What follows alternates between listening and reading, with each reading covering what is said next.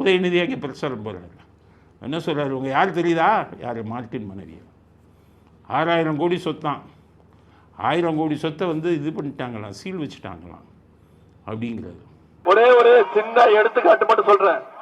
அந்த அம்மையாரோட சொத்து மதிப்பு எவ்வளவு தெரியுமா? 6000 கோடி. அவங்க மேலேயும் அவங்க குடும்பத்து மேலேயும் இது வரைக்கும் 200க்கும் மேல அதிகமான வழக்குகள் இருக்கு.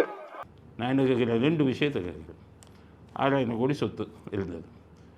இந்த அவ்வளோ பெரிய இது பண்ணவங்களை, மோசமானவங்களை, அவங்ககிட்ட இருந்து உங்கள் அப்பா 2001 சட்டசபை எலெக்ஷனில் 600 கோடி ரூபா நன்கொடையாக வாங்கியிருக்கார்.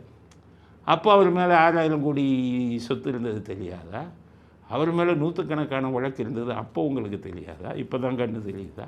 அன்றைக்கி 600 கோடி இனிப்பாக இருந்ததில் வாங்கும்போது இன்றைக்கி அதிமுகவுக்கு போனோன்னா கசப்பாயிருச்சு.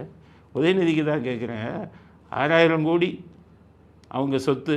ஆனால் எப்படி உழைத்து சம்பாதிச்சது? உழைக்கிறாங்களோ இல்லையா? லாட்ரின்னு ஒரு தொழில் இருந்தது அவங்களுக்கு. லாட்ரி சீட்டுங்கிற ஒரு வெளி மாநில இதெல்லாம் விற்று 6000 கோடி சம்பாதிக்கிறாங்க. நீங்கள் எதை விற்று 30,000 கோடி சம்பாதிச்சிங்க?